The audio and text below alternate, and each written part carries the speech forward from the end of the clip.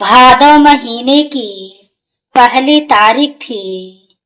शाम होते होते आसमान अचानक काला पड़ गया और देखते ही देखते ऐसी मूसलाधार बारिश शुरू हो गई कि शहर की सड़कें पानी में डूबने लगी।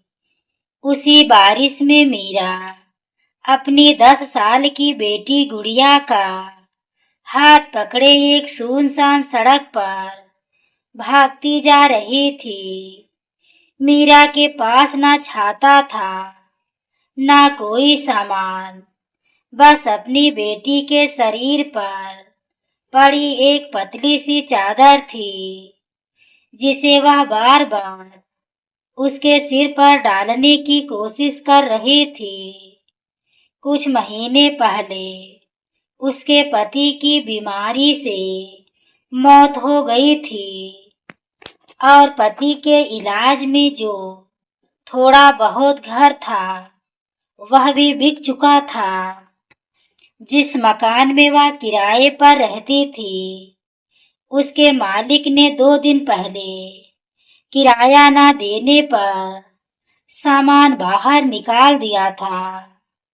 दिन भर मीरा ने कई जगह काम मांगने की कोशिश की, लेकिन शाम तक उसे कहीं काम नहीं मिला। अब उसके सामने सबसे बड़ी चिंता यह थी कि रात वह अपनी बेटी को लेकर कहाँ जाएगी। बारिश इतनी तेज थी कि गुड़िया ठंड से कांपने लगी। उसने माँ का हाथ पकड़कर कहा, माँ, क्या आज हम कहीं छत के नीचे सो सकते हैं? मुझे बहुत ठंड लग रही है। मीरा ने अपनी आंखों में आए आंसू छिपाते हुए बेटी के सिर पर हाथ फेरा और बोली, हाँ बेटी, आज तेरी माँ तुझे बारिश में नहीं सोने देगी, चाहे मुझे पूरी रात किसी के दरवाजे पर खड़ा क्यों ना रहना पड़े। तभी सड़क के दूसरी तरफ उसे एक बहुत बड़ा मकान दिखाई दिया। ऊंची दीवारों के पीछे रोशनी से जगमगाता हुआ वह घर शहर के मशहूर विराज मल्होत्रा का था। विराज करोड़ों का कारोबार करता था और अपने सख्त स्वभाव के लिए जाना जाता था, लेकिन मीरा को उस समय वह सब नहीं पता था कि उसे सिर्फ अपनी बेटी के लिए एक रात की छत चाहिए। मीरा ने कांपते हाथों से उस घर का दरवाजा खटखटाया। कुछ देर बाद दरवाजा रघु काका नाम के बुजुर्ग चौकीदार ने खोला। सामने भीगी हुई औरत तथा कांपती बच्ची को देखकर उन्होंने पूछा, कौन हो बेटी? मीरा ने हाथ जोड़कर कहा, मेरा नाम मीरा है। मेरे पास रहने के लिए कोई जगह नहीं है। मैं आपसे पैसे नहीं मांग रही, खाना भी नहीं मांग रही। बस आज रात मेरी बेटी को किसी सूखी जगह पर सोने दे दीजिए। सुबह होते ही हम चले जाएंगे। रघु काका कुछ बोल पाते, उससे पहले भीतर से विराज की आवाज आई, कौन है रघु? रघु काका ने जवाब दिया, साहब एक औरत है, बारिश में फंसी हुई है, साथ में बच्ची भी है। विराज कुछ क्षण चुप रहा, फिर बोला, उन्हें बरामदे में जगह दे दो। वह बेटी को लेकर बरामदे में बैठ गई। कुछ देर बाद नौकर गर्म दूध और खाना रख गया। गुड़िया ने खाना देखकर माँ की तरफ देखा, लेकिन मीरा ने पहले उसकी थाली आगे कर दी। गुड़िया खाने लगी तो मीरा दूर बैठकर उसे देखती रही। विराज दूर खड़ा यह दृश्य देख रहा था। उसे पहली बार महसूस हुआ कि कोई माँ अपनी भूख छिपाकर भी अपने बच्चे के चेहरे पर मुस्कान ला सकती है। उसने रघु काका से कहा, इन दोनों के लिए अंदर वाले छोटे कमरे में बिस्तर लगवा दो। मीरा ने तुरंत हाथ जोड़कर कहा, साहब आपकी बहुत मेहरबानी होगी, लेकिन मैं घर के अंदर नहीं जाऊंगी। गरीब हूँ, मजबूर हूँ, मगर किसी पर बोझ बनना नहीं चाहती। रात करीब 11 बजे बारिश और तेज हो गई। अचानक हवेली की बिजली चली गई। उसी समय गुड़िया ने बाहर से किसी चीज के गिरने की आवाज सुनी और डर कर माँ से लिपट गई। मीरा ने उसे समझाया, लेकिन तभी उसने बरामदे के कोने में रखा एक पुराना लोहे का संदूक देखा। उस संदूक का ढक्कन आधा खुला था और उसमें से कुछ कागज बाहर निकले हुए थे। मीरा ने उन कागजों को देखकर तुरंत नजर फेर ली, लेकिन गुड़िया की नजर उनमें से एक कागज पर पड़ी। उसने मासूमियत से उसे उठाया और अपनी माँ से पूछा, माँ, इसमें आपका नाम क्यों लिखा है? मीरा के हाथ से पानी का गिलास छूटकर जमीन पर गिर गया। उसने कांपते हाथों से कागज लिया और उसे पढ़ते ही उसका चेहरा सफेद पड़ गया। वह कागज कोई पुरानी चिट्ठी या जमीन का कागज नहीं था, बल्कि एक सरकारी शिकायत की प्रति थी, जिस पर उसके दिवंगत पति का नाम लिखा था। मीरा ने घबराकर कागज वापस संदूक में रख दिया और बेटी से कहा, गुड़िया, यह बात किसी से मत कहना। लेकिन वह नहीं जानती थी कि दरवाजे के पीछे खड़ा विराज उसकी सारी बात सुन चुका था। विराज ने गंभीर आवाज में पूछा, तुम्हारे पति का क्या नाम था? मीरा ने कोई जवाब नहीं दिया। विराज ने फिर पूछा, मीरा, मैं तुमसे आखिरी बार पूछ रहा हूँ, तुम्हारे पति का नाम क्या था? मीरा की आंखों से आंसू बहने लगे। उसने धीरे से नाम बताया। नाम सुनते ही विराज पीछे हट गया, क्योंकि वह नाम उसके लिए अनजान नहीं था। लेकिन इस बार मामला किसी पुराने रिश्ते का नहीं था। वह आदमी 15 साल पहले विराज की कंपनी में हुई एक ऐसी घटना का मुख्य गवाह था, जिसके कारण एक निर्दोष परिवार बर्बाद हो गया था। और सबसे बड़ा सवाल यह था कि मीरा की बेटी को उस संदूक में अपनी माँ का नाम कैसे मिला। सुबह होते ही सवाल का ऐसा जवाब सामने आने वाला था, जिसके बाद करोड़पति विराज को अपनी ही जिंदगी का सबसे बड़ा फैसला लेना पड़ेगा। सुबह बारिश थम चुकी थी, लेकिन हवेली के चारों तरफ पानी जमा था और आसमान अभी भी बादलों से ढका हुआ था। भादव की पहली रात किसी तरह गुजर गई थी, मगर मीरा के लिए वह रात खत्म नहीं हुई थी। उसकी आंखों में पूरी रात नींद नहीं आई थी, क्योंकि उसे डर था कि सुबह होते ही विराज उससे उसके पति के बारे में सवाल करेगा। उधर विराज भी रात भर अपने कमरे में बैठा उस नाम के बारे में सोचता रहा, जो उसने मीरा के मुंह से सुना था। 15 साल पहले उसकी कंपनी में एक बड़ा घोटाला हुआ था। कंपनी के खातों से करोड़ों रुपए गायब हुए थे और उस मामले में कई कर्मचारियों पर आरोप लगा था। उन सबके बीच एक साधारण अकाउंट सहायक नरेश ने कुछ ऐसे दस्तावेज सामने लाने की कोशिश की थी, जिनसे असली दोषी का पता चल सकता है। लेकिन जांच पूरी होने से पहले ही नरेश अचानक नौकरी छोड़कर शहर से चला गया था।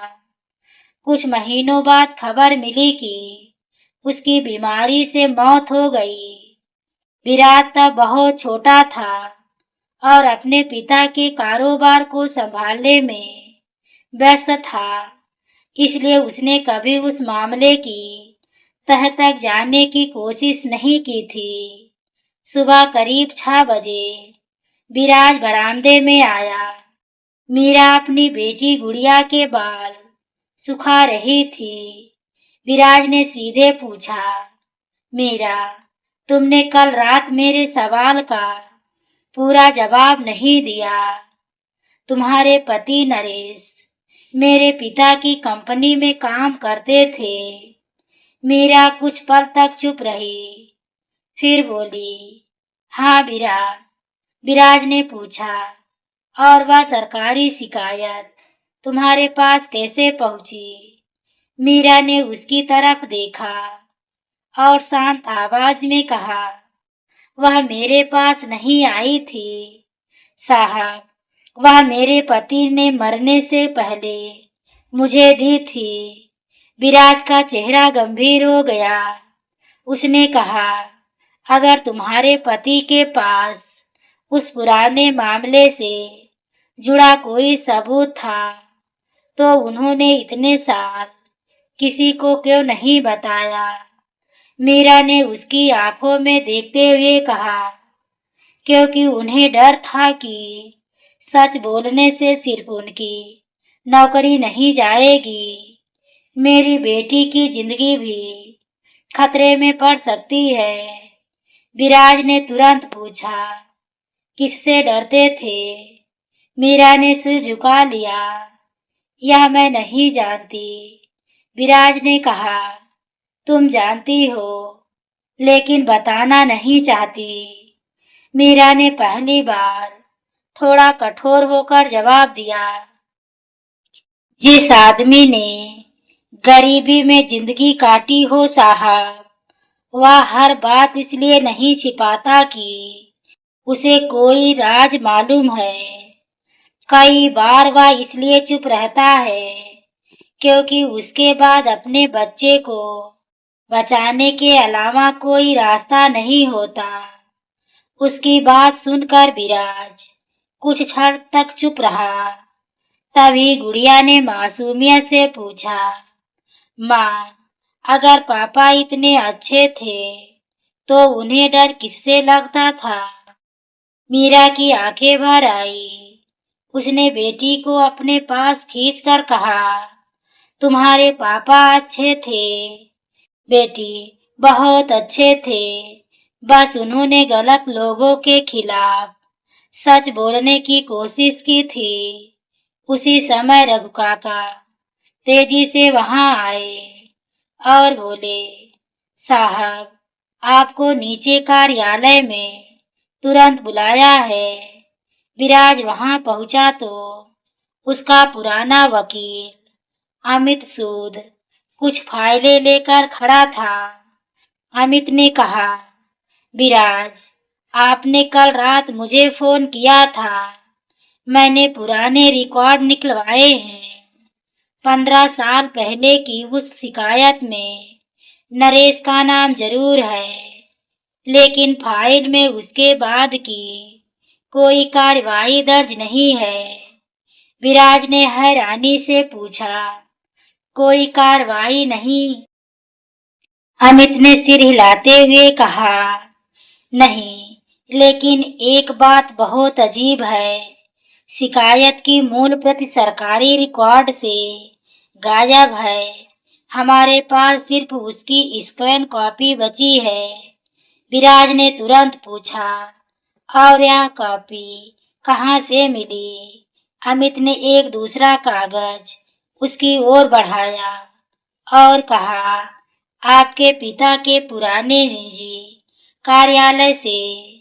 विराज के चेहरे पर चिंता साफ दिखाई देने लगी। उसने कागज हाथ में लिया तो नीचे एक हस्ताक्षर दिखाई दिया। वह हस्ताक्षर उसके पिता के नहीं थे। विराज ने पूछा, ये किसके हैं? अमित ने जवाब दिया, यही तो समस्या है। जिस व्यक्ति ने इस दस्तावेज को रिकॉर्ड में दर्ज किया था, वह कर्मचारी भी 15 साल पहले नौकरी छोड़कर चला गया था। विराज कुछ सोच ही रहा था कि बाहर से गुड़िया की आवाज आई, माँ, मुझे वह कागज फिर से देखना है। मीरा ने तुरंत उसे रोक दिया, लेकिन गुड़िया ने मासूमियत से कहा, माँ, उस पर तो मेरी कॉपी जैसा निशान बना था। शायद स्कूल में सर ने ऐसा ही निशान बनाया था। विराज ने यह बात सुनी तो उसके कदम वहीं रुक गए। उसने मीरा से कहा, गुड़िया को वह कागज कैसे याद है? मीरा ने घबराकर बेटी को अपने पीछे कर लिया। विराज ने पहली बार महसूस किया कि इस पूरे मामले में मीरा जितना बता रही है उससे कहीं ज्यादा कुछ जानती है। लेकिन मीरा ने जो अपनी बात कही उसने विराज को अंदर तक हिला दिया।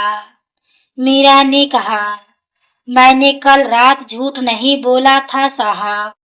मुझे सच में नहीं पता कि उस कागज में क्या लिखा है।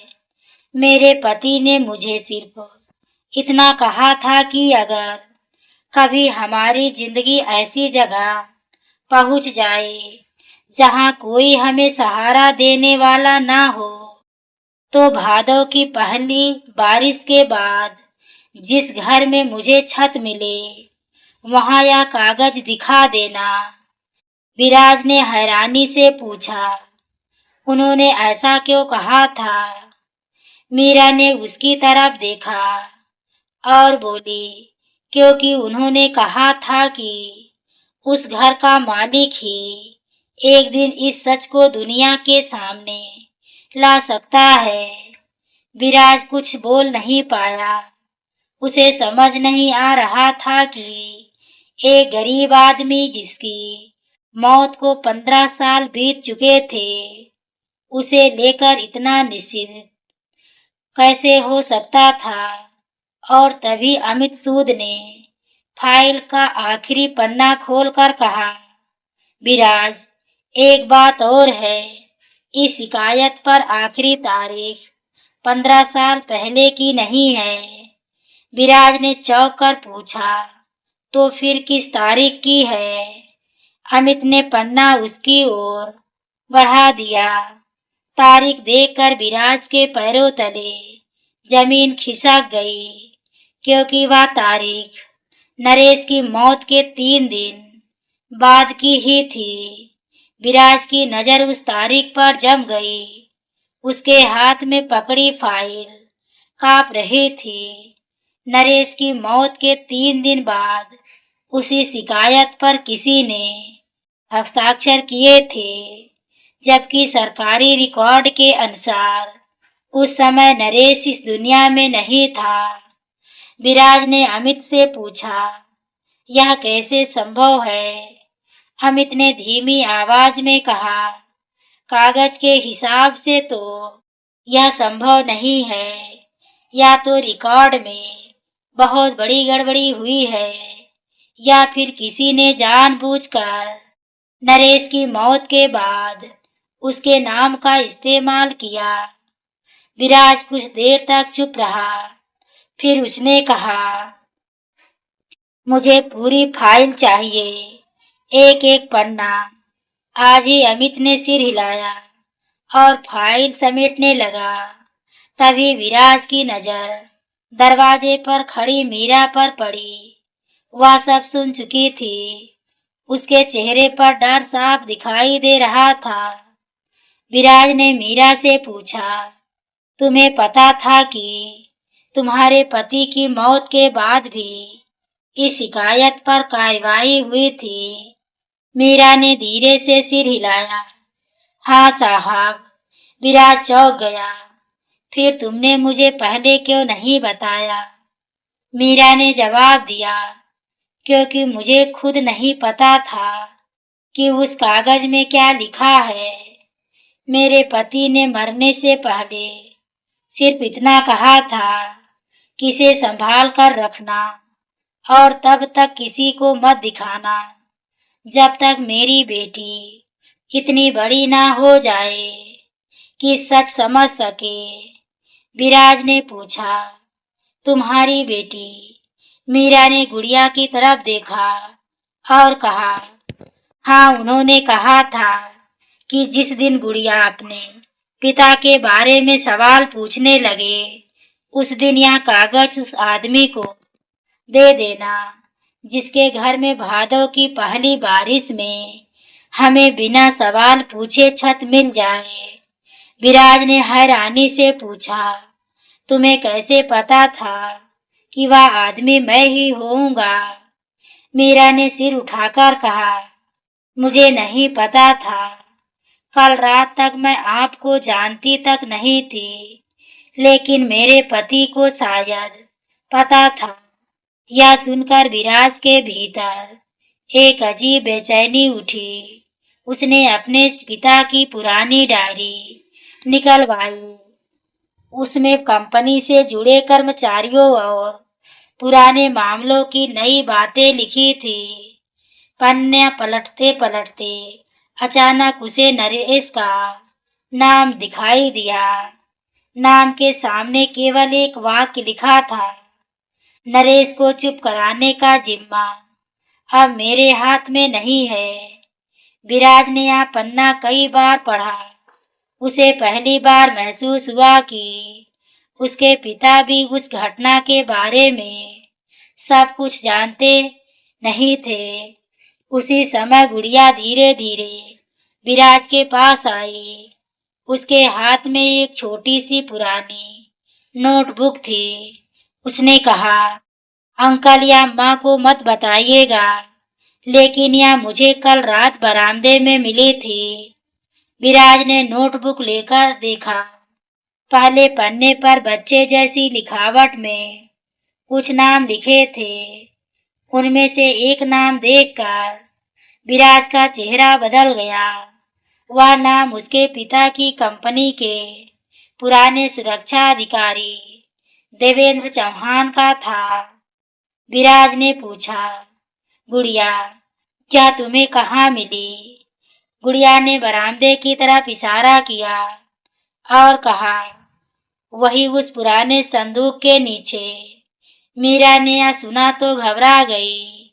उसने तुरंत नोटबुक विराज के हाथ से लेने की कोशिश की। विराज ने पूछा, तुम इसे पहचानती हो? मीरा ने कुछ पल तक चुप रहने के बाद कहा, यह मेरे पति की लिखावट नहीं है। विराज ने कहा, लेकिन तुम्हें पता है इसमें क्या है? मीरा की आंखों से आंसू निकल आए। उसने कहा, मुझे सिर्फ इतना पता है कि मेरे पति ने अपनी मौत से कुछ दिन पहले यह नोटबुक किसी के हाथ से वापस ली थी। उन्होंने मुझे इसे खोलने तक से मना किया था। विराज ने नोटबुक का अगला पन्ना पलटा। वहां एक तारीख लिखी थी, वही तारीख जिस दिन नरेश की मौत हुई थी। उसके नीचे सिर्फ 3 शब्द थे, सच घर में है। विराज ने पूछा, कौन सा घर? मीरा ने कोई जवाब नहीं दिया। तभी बाहर कार के रुकने की आवाज आई।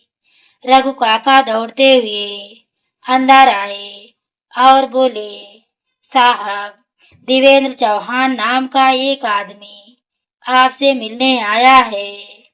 विराज के हाथ से नोटबुक लगभग छूट गई। 15 साल से जिसका कोई पता नहीं था, वही आदमी आज उसकी हवेली के बाहर खड़ा था।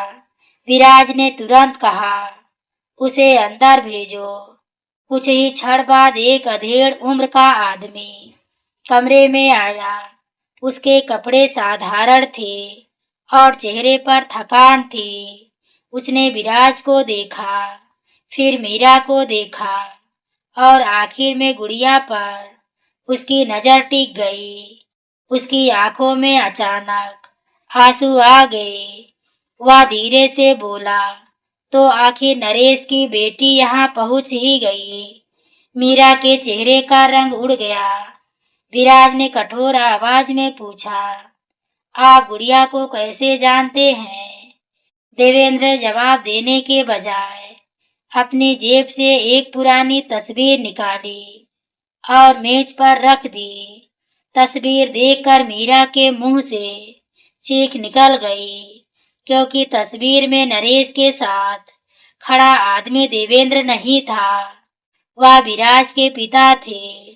और तस्वीर के पीछे लिखी तारीख थी नरेश की मौत से ठीक एक दिन पहले। तस्वीर मेज पर पड़ी थी और कमरे में मौजूद हर व्यक्ति जैसे पत्थर बन गया था। मीरा की आंखें तस्वीर पर टिकी थी। उसमें नरेश अपने हाथ में कुछ फाइलें लिए खड़ा था और उसके सामने विराज के पिता राजेंद्र मल्होत्रा बैठे हुए थे। तस्वीर के पीछे तारीख लिखी थी नरेश की मौत से ठीक एक दिन पहले। विराज ने देवेंद्र की तरफ देखते हुए पूछा, यह तस्वीर आपको कहाँ से मिली? देवेंद्र ने गहरी सांस ली और कहा, मुझे नहीं मिली थी साहब, नरेश ने खुद मुझे दी थी। उसने कहा था कि अगर उसके साथ कुछ हो जाए तो इसे उस आदमी तक पहुंचाना जो एक दिन इस कंपनी का मालिक बनेगा। विराज की आवाज कठोर हो गई। तो 15 साल तक आपने इसे छिपा कर क्यों रखा? देवेंद्र ने सिर झुका लिया और बोला, क्योंकि मुझे डर था। उस समय मुझे अपनी जान से ज्यादा अपने परिवार की चिंता थी। मीरा ने कांपती आवाज में पूछा, लेकिन मेरे पति ने मुझे कभी नहीं बताया कि वह आपके संपर्क में थे। देवेंद्र ने उसकी तरफ देखा और कहा, नरेश नहीं चाहता था कि तुम कुछ जानो। वह जानता था कि जितने ज्यादा लोग सच जानेंगे उतना ही तुम्हारी बेटी खतरे में पड़ेगी। यह सुनकर मीरा ने अपनी बेटी को अपने पास खींच लिया। विराज ने तस्वीर उठाकर पूछा, मेरे पिता नरेश से उस रात क्यों मिले थे? देवेंद्र ने कहा, क्योंकि नरेश उन्हें कंपनी के घोटाले के बारे में सच बताने वाला था। विराज ने तुरंत पूछा, तो फिर घोटाला किसने किया था? देवेंद्र कुछ बोलता उससे पहले गुड़िया ने धीरे से कहा, माँ, पापा ने एक बार कहा था कि बुराई हमेशा बाहर से नहीं आती। कमरे में फिर सन्नाटा छा गया। विराज ने गुड़िया की ओर देखा। तुम्हारे पापा ने यह बात कब कही थी? गुड़िया ने मासूमियत से जवाब दिया, जब मैं बहुत छोटी थी। मुझे पूरी बात याद नहीं, लेकिन उन्होंने कहा था कि अगर कभी कोई पूछे कि हमारे घर का सबसे बड़ा दुश्मन कौन है तो बाहर मत देखना। मीरा ने तुरंत बेटी का हाथ पकड़ लिया और कहा, बस गुड़िया, आप कुछ मत बोलो। देवेंद्र ने धीरे से कहा, यही बात नरेश भी कहता था। विराज ने उसकी ओर देखा। आप साफ साफ बताइए, मेरे पिता के सामने उस रात नरेश ने क्या बताया था? देवेंद्र कुछ क्षण तक चुप रहा। फिर उसने कहा, नरेश को पता चल गया था कि कंपनी के पैसे की चोरी किसी बाहरी के आदमी ने नहीं की थी। कंपनी के अंदर का ही कोई व्यक्ति कई साल से नकली खातों के जरिए पैसा निकाल रहा था, लेकिन उसके पास सिर्फ शक नहीं था, उसके पास सबूत था। विराज ने पूछा, यह सबूत कहाँ है? देवेंद्र ने जवाब दिया, वही तो आज तक नहीं मिला। अचानक मीरा ने कहा, मिला था। सबकी नजर उसकी तरफ उठ गई। मीरा ने अपनी गठरी से एक पुरानी कपड़े की थैली निकाली। उसने उसे खोलकर एक छोटी सी पीतल की चाबी बाहर निकाली। विराज ने हैरानी से पूछा, यह क्या है? मीरा ने कहा, मेरे पति ने मरने से एक दिन पहले मुझे यह चाबी दी थी। उन्होंने कहा था कि इसे तब तक मत खोना जब तक हमारी बेटी को किसी ऐसे घर में रात गुजारने की जरूरत ना पड़े जहां वह खुद को सुरक्षित महसूस कर सके। विराज ने चाबी हाथ में ले ली। उस पर कोई नंबर नहीं था, सिर्फ एक छोटा सा निशान बना था। देवेंद्र ने निशान देखते ही कहा, यह कंपनी के पुराने रिकॉर्ड रूम का निशान है। विराज चौंक गया, लेकिन वह रिकॉर्ड रूम तो 15 साल बाद पहले बंद कर दिया गया था। देवेंद्र ने धीमे स्वर में कहा, बंद हुआ था साहब, मिटाया नहीं गया था। विराज तुरंत उठ खड़ा हुआ। उसने रघु काका को बुलाकर कहा, पुराने रिकॉर्ड रूम का रास्ता खोलो। रघु काका का चेहरा अचानक बदल गया। उन्होंने घबराकर कहा, साहब, उस कमरे को खोलना ठीक नहीं होगा। विराज ने पूछा, क्यों? रघु काका ने नजरें झुका ली और बोले, क्योंकि उस कमरे में बंद करने का आदेश आपके पिता ने नहीं दिया था। विराज ने हैरानी से पूछा, तो किसने दिया था? रघु काका ने बहुत धीमी आवाज में एक नाम लिया। वह नाम सुनते ही विराज के चेहरे का रंग उड़ गया, क्योंकि वह नाम आज भी उसके घर में सबसे भरोसेमंद इंसान के रूप में लिया जाता था। उधर मीरा ने अपनी बेटी का हाथ और कसकर पकड़ लिया। उसे अचानक समझ आ गया था कि भादव की पहली बारिश उसे जिस घर में लाई थी, वहां सिर्फ उसे छत नहीं मिली थी, वह अनजाने में उस दरवाजे तक पहुंच गई थी जिसके पीछे 15 साल से दबा हुआ सच अब बाहर आने वाला था।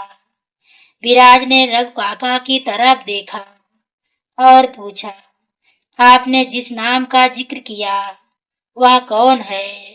रघु काका कुछ पल चुप रहे। उनके चेहरे पर ऐसा डर था जैसे वह नाम लेना भी उनके लिए किसी पुराने जख्म को फिर से खोलना हो। आखिर उन्होंने धीमी आवाज में कहा, साहब, वह नाम महेंद्र सेठी का है। महेंद्र सेठी विराज के पिता के समय से ही मल्होत्रा परिवार का सबसे भरोसेमंद सलाहकार था। राजेंद्र मल्होत्रा की मृत्यु के बाद भी वही कंपनी के कानूनी और आर्थिक मामलों को संभालता रहा था। विराज उसे हमेशा अपने पिता के सबसे वफादार लोगों में गिनता आया था। उसने अविश्वास से कहा, महेंद्र अंकल, लेकिन उन्होंने तो मेरे पिता के बाद कंपनी संभालने में मेरी मदद की थी। रघु काका ने सिर झुकाकर कहा, इसलिए तो मैं इतने साल चुप रहा साहब। विराज ने उसी क्षण पुराने रिकॉर्ड रूम की ओर जाने का फैसला किया। मीरा ने उसे रोकते हुए कहा, साहब, अगर वहां खतरा है तो हमें यही रहने दीजिए। विराज ने कहा, नहीं मीरा, अब यह सिर्फ तुम्हारे परिवार का सवाल नहीं है। 15 साल पहले मेरे पिता की कंपनी में जो हुआ उसका सच जानना मेरा भी हक है। देवेंद्र ने भी साथ चलने की बात कही। चारों पुराने हिस्से में पहुंचे जहां वर्षों से कोई नहीं गया था। दीवारों पर धूल जमी थी और लकड़ी के दरवाजे पर जंग लगा ताला लटक रहा था। मीरा ने अपनी मुट्ठी खोली और वही पीतल की चाबी विराज को दे दी। विराज ने चाबी ताले में लगाई पहली कोशिश में ताला नहीं खुला। दूसरी बार उसने जोर लगाया तो अचानक पुराना ताला टूटकर जमीन पर गिर पड़ा। दरवाजा खुलते ही भीतर से बासी हवा का झोंका आया। कमरे में पुराने रजिस्टर, फाइलें और लोहे की अलमारियां पड़ी थी। विराज ने टॉर्च जलाई और दीवारों पर नजर दौड़ाई। तभी देवेंद्र ने एक कोने की ओर इशारा करके कहा, नरेश अक्सर इसी अलमारी के पास बैठकर रिकॉर्ड देखता था। विराज ने अलमारी खोली तो अधिकांश फाइलें खाली थी। ऐसा लग रहा था जैसे किसी ने जानबूझकर जरूरी कागज निकाल दिए हो। लेकिन सबसे नीचे एक छोटी सी फाइल मिली जिस पर सिर्फ एक नंबर लिखा था। विराज ने फाइल खोली तो उसमें कंपनी के बैंक खातों की प्रतियां थी। कई वर्षों से एक ही खाते में छोटी छोटी रकम जमा की जा रही थी और बाद में वही रकम अलग अलग रास्तों से कंपनी से बाहर जा रही थी। विराज ने कांपती आवाज में कहा, यह तो बहुत बड़ा घोटाला है। देवेंद्र ने जवाब दिया, नरेश भी यही साबित करना चाहता था। तभी मीरा ने फाइल का एक पन्ना उठाया और उसे ध्यान से देखने लगी। उसने कहा, इस हस्ताक्षर को मैं पहचानती हूँ। विराज ने पूछा, किसका है? मीरा ने जवाब दिया, मेरे पति के मौत से पहले एक आदमी हमारे घर आया करता था। मेरे पति उससे बहुत डरते थे। उसका नाम महेंद्र था। विराज जैसे ही जम गया। लेकिन उसी समय कमरे के बाहर किसी के कदमों की आवाज सुनाई दी। देवेंद्र ने फौरन दरवाजा बंद करने का इशारा किया। तभी सभी लोग चुप हो गए। बाहर किसी ने दरवाजे की कुंडी पकड़कर उसे खोलने की कोशिश की। विराज ने धीरे से अपनी उंगली होठों पर रखी। कुछ सेकंड बाद कदमों की आवाज दूर चली गई। देवेंद्र ने फुसफुसाकर कहा, कोई हमें यहाँ देख कर गया है। विराज ने फाइल अपने पास रख ली और कहा, हमें तुरंत बाहर निकलना होगा। लेकिन मीरा की नजर उसी समय कमरे की दीवार पर पड़ी। वहां एक छोटी सी लकड़ी की पट्टी टेढ़ी लगी थी। उसने उसे हटाया तो पीछे एक सकरी जगह दिखाई दी। अंदर एक पुराना लिफाफा रखा था। लिफाफे पर नरेश की लिखावट थी। मीरा के हाथ कांपने लगे। लिफाफे के ऊपर लिखा था, जिस दिन मेरी बेटी को इस घर में शरण मिले उसी दिन इसे खोलना। विराज ने कहा, मीरा इसे खोलो। मीरा ने लिफाफा खोला। अंदर सिर्फ एक पन्ना था। उस पर लिखा था, अगर यह पत्र तुम्हारे हाथ में पहुंच गया है तो समझो मैं सच बताने के लिए मौजूद नहीं हूँ। जिस आदमी पर मैंने सबसे ज्यादा भरोसा किया वही इस पूरे खेल का हिस्सा है। लेकिन महेंद्र अकेला नहीं है। मेरे पास उसके खिलाफ सबूत है और वह सबूत किसी फाइल में नहीं रखा गया। मैंने उसे ऐसी जगह छिपाया है जहां उसे कोई तलाश नहीं करेगा। विराज ने जल्दी से पूछा, कहाँ? मीरा ने पत्र का अगला हिस्सा पढ़ा और उसकी आंखें फैल गई। लेकिन आखिरी पंक्ति आधी जली हुई थी। सिर्फ इतना पढ़ा जा सकता था कि सबूत उस चीज में है जिसे विराज बचपन से अपने घर में देखकर बड़ा हुआ है। विराज ने हैरानी से पूछा, मेरे घर में ऐसी कौन सी चीज है? तभी बाहर से किसी के जोर से दरवाजा पीटने की आवाज आई। विराज, दरवाजा खोलो। आवाज महेंद्र सेठी की ही थी। विराज ने मीरा और गुड़िया को पीछे किया। महेंद्र बाहर खड़ा था, लेकिन वह अकेला नहीं आया था। उसके साथ पुलिस भी थी और उसके हाथ में वही शिकायत थी जिसके आधार पर अब आरोप विराज पर लगाया जा रहा था। पुराने रिकॉर्ड रूम से बाहर पुलिस खड़ी थी और सामने महेंद्र सेठी का चेहरा बिल्कुल शांत था। उसने दरवाजा खुलवाते हुए कहा, विराज, मैं तुम्हें बचाने आया हूँ, लेकिन तुमने खुद को ऐसी मुसीबत में डाल दिया है जिससे निकलना आसान नहीं होगा। विराज ने दरवाजा खोला और सामने खड़े पुलिस अधिकारियों को देखकर पूछा, मुझे बचाने आए हैं या गिरफ्तार करवाने? महेंद्र ने तुरंत एक फाइल पुलिस अधिकारी को देते हुए कहा, इसी कमरे से कंपनी के पुराने दस्तावेज चोरी किए गए हैं और इन दस्तावेजों में छेड़छाड़ करने वाला आखिरी आदमी विराज ही था। विराज हैरान रह गया। उसने कहा, आप जानते हैं कि मैं यहाँ क्यों आया हूँ? महेंद्र सेठी ने ठंडी मुस्कान के साथ जवाब दिया, मैं इतना जानता हूँ कि 15 साल पुरानी फाइलें खोलने वाला आदमी कभी कभी अपने ही खिलाफ सबूत खोज लेता है। पुलिस अधिकारी ने विराज से पूछताछ शुरू की। विराज ने पूरी बात बताई कि मीरा कल रात बारिश में अपनी बेटी के साथ उसके घर आई थी और उसके बाद पुराने रिकॉर्ड की यह फाइल सामने आई।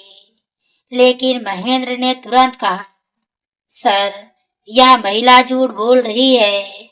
इसके पति नरेश पर ही कंपनी के पैसे चोरी करने का आरोप था। वह गिरफ्तारी से बचने के लिए भाग गया था और बाद में बीमारी से उसकी मौत हुई। अब इसकी पत्नी मेरे मालिक के घर आकर पुरानी कहानी बदल रही है। मीरा ने कांपती आवाज में कहा, झूठ है, मेरे पति चोर नहीं थे। महेंद्र ने उसकी तरफ देखकर कहा, अगर तुम्हारे पास सच है तो सबूत दिखाओ। मीरा कुछ बोलती उससे पहले गुड़िया ने अपनी माँ का हाथ पकड़ लिया। विराज ने महेंद्र की आंखों में देखा। उसे अचानक कुछ अजीब लगा।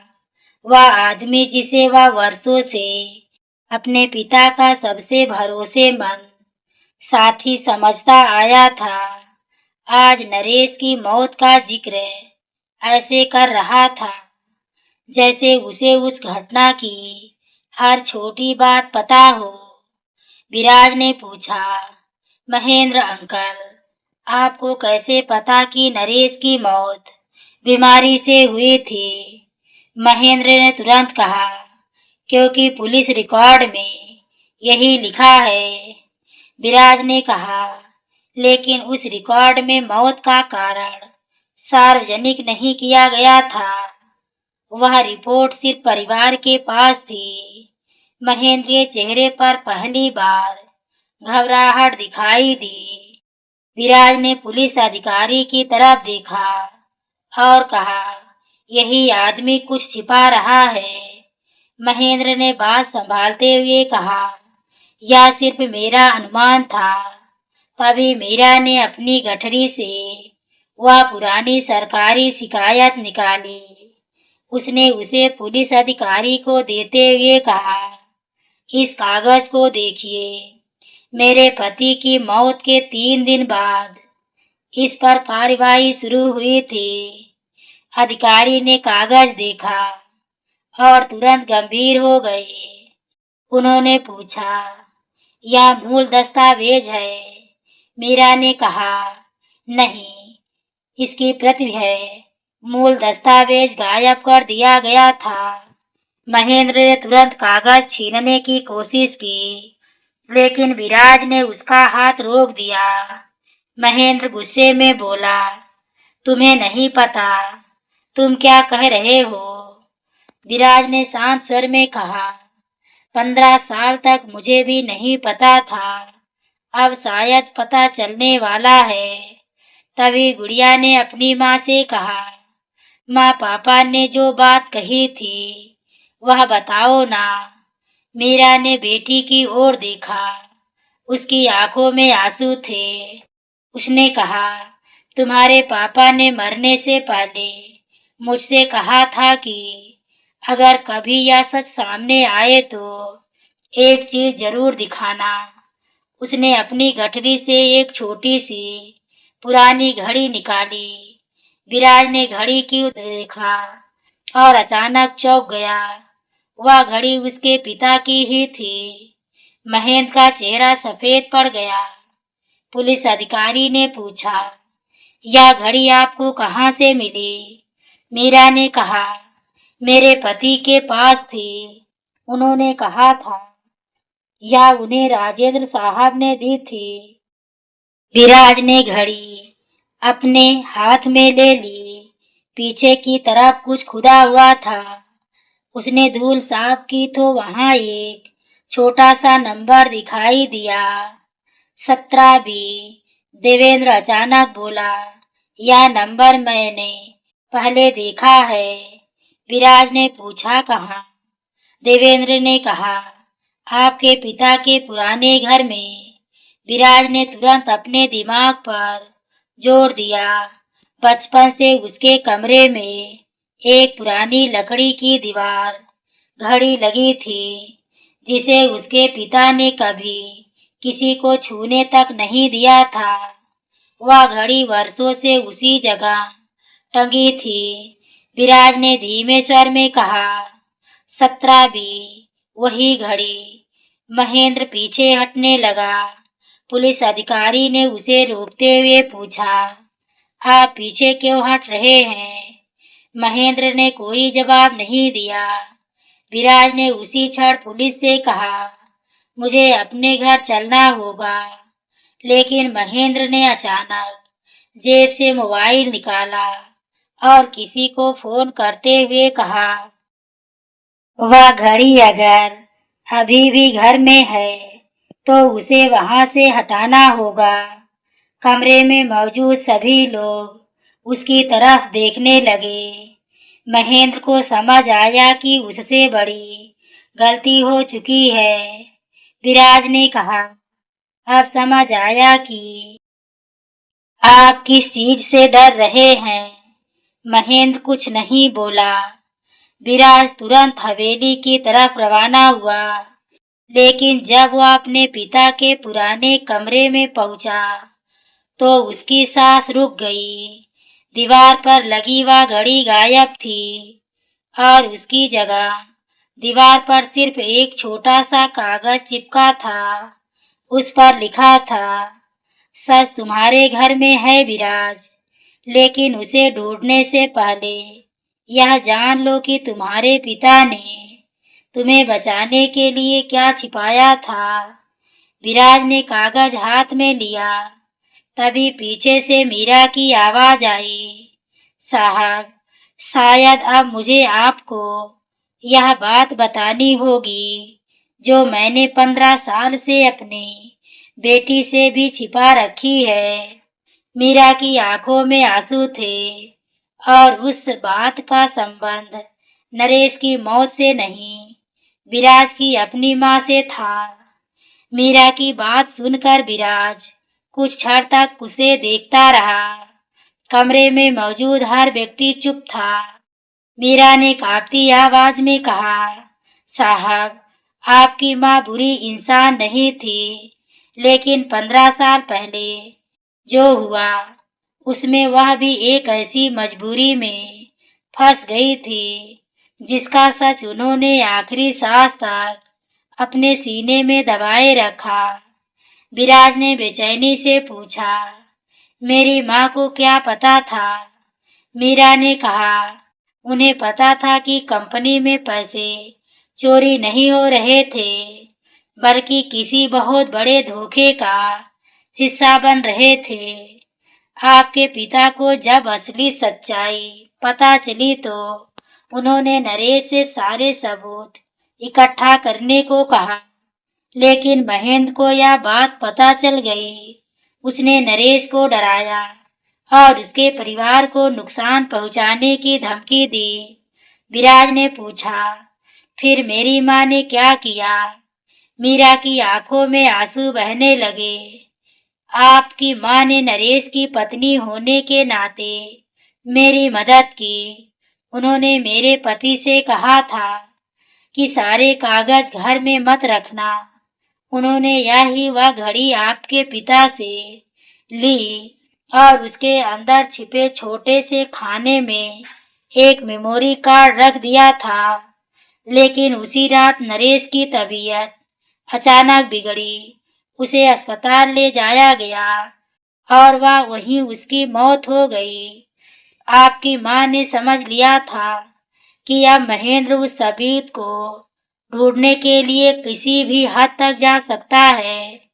विराज ने हैरानी से पूछा, तो मेरी माँ ने यह सबूत कहाँ रखा? मीरा ने कहा, आपके अपने कमरे में। विराज की सांस जैसे रुक गई। मीरा ने बताया कि बचपन में जिस पुरानी दीवार घड़ी को विराज के पिता किसी को छूने नहीं देते थे, उसी घड़ी के पीछे एक नकली लकड़ी का हिस्सा था। आपकी माँ ने मेमोरी कार्ड वहां छिपाया था, लेकिन महेंद्र को घड़ी की जानकारी हो गई। वह वर्षों तक उसे ढूंढता रहा। कुछ दिन पहले जब विराज ने पुराने रिकॉर्ड की जांच शुरू की, तब महेंद्र ने घड़ी हटवा दी। उसे लगा कि वह अब सबूत उसके हाथ लग जाएगा। विराज ने तुरंत पूछा, लेकिन घड़ी तो गायब है। देवेंद्र ने कहा, साहब, शायद वह आपके घर से निकली ही नहीं है। महेंद्र को लगता था कि घड़ी में सबूत है, लेकिन असली चाल अब आपकी माँ ने चली थी। विराज ने चौंक कर पूछा, क्या मतलब? देवेंद्र ने कहा, घड़ी के अंदर असली मेमोरी कार्ड नहीं था। आपकी माँ ने असली कार्ड कहीं और रख दिया था। मीरा ने अपनी गठरी से एक छोटा सा काला डिब्बा निकाला। उसके भीतर एक मेमोरी कार्ड था। मीरा ने कहा, आपकी माँ ने यह मुझे दिया था। उन्होंने कहा था कि इसे तभी देना जब नरेश की बेटी किसी ऐसे इंसान के घर में पहुंचे जो सच सुनने के बाद भी न्याय करने की हिम्मत रखता हो। विराज की आंखें भर आई। उसने मेमोरी कार्ड पुलिस अधिकारी को सौंप दिया। उसमें कंपनी के खातों की रिकॉर्डिंग, बैंक लेन देन और महेंद्र की आवाज में हुई बातचीत थी। सबसे बड़ा सबूत वह रिकॉर्डिंग थी जिसमें महेंद्र नरेश को धमका रहा था और उसमें दस्तावेज छिपाने के लिए कह रहा था। साथ ही यह वीडियो में राजेंद्र मल्होत्रा साहब कह रहे थे कि नरेश निर्दोष है और अगर उनके साथ कुछ हो जाए तो कंपनी के रिकॉर्ड की जांच जरूर की जाए। महेंद्र को गिरफ्तार कर लिया गया। सालों से दबा हुआ सच आखिर सामने आ गया। लेकिन उस पूरे मामले में सबसे ज्यादा दुखी विराज था। उसे अपने पिता पर गर्व था कि उन्होंने आखिरी समय तक सच का साथ दिया और अपनी माँ के लिए सम्मान और भी बढ़ गया, क्योंकि उन्होंने एक गरीब परिवार को बचाने के लिए अपनी सुरक्षा तक की परवाह नहीं की थी। विराज ने मीरा के सामने हाथ जोड़कर कहा, मुझे माफ कर दीजिए। मेरे परिवार की वजह से आपको इतने साल डर और गरीबी में जीना पड़ा। मीरा ने सिर हिलाते हुए कहा, आपने मेरा घर नहीं छीना था साहब, आपने तो आज मेरी बेटी को उसका हक वापस दे दिया। विराज ने गुड़िया की तरफ देखा और कहा, आज से तुम्हारी पढ़ाई, तुम्हारा भविष्य मेरी जिम्मेदारी है, लेकिन इसे आसान मत समझना। तुम्हारे पिता ने सच के लिए जो कीमत चुकाई, उसके सामने यह कुछ भी नहीं। गुड़िया ने मासूमियत से पूछा, तो क्या अब मेरी माँ को बारिश में कहीं नहीं जाना पड़ेगा? विराज की आंखों में आंसू आ गए। उसने कहा, नहीं बेटी, अब तुम्हारी माँ को किसी के दरवाजे पर जगह मांगने की जरूरत नहीं पड़ेगी। कुछ महीनों बाद उसी हवेली के बाहर एक नया बोर्ड लगाया गया, नरेश सत्यओम शिक्षा केंद्र। वहाँ गरीब बच्चों के लिए मुफ्त पढ़ाई और जरूरतमंद महिलाओं के लिए काम की व्यवस्था की गई। मीरा उसी केंद्र में बच्चों को पढ़ाने लगी। विराज ने अपनी कंपनी में पुराने सभी कर्मचारियों के मामलों को दोबारा जांच करवाई और जिन लोगों के साथ अन्याय हुआ था उन्हें उनका हक दिलाया। भादों की पहली तारीख शुरू हुई। वह बारिश अब मीरा के लिए डर की याद नहीं थी, क्योंकि उसी बारिश ने उसे सड़क से उठाकर उस घर तक पहुंचाया था जहां उसे सिर्फ एक रात की छत नहीं मिली थी, बल्कि उसकी बेटी के लिए पूरा भविष्य मिल गया था। और विराज ने उस दिन एक बात हमेशा के लिए समझ ली थी, किसी गरीब को दिया गया सहारा कभी छोटा नहीं होता।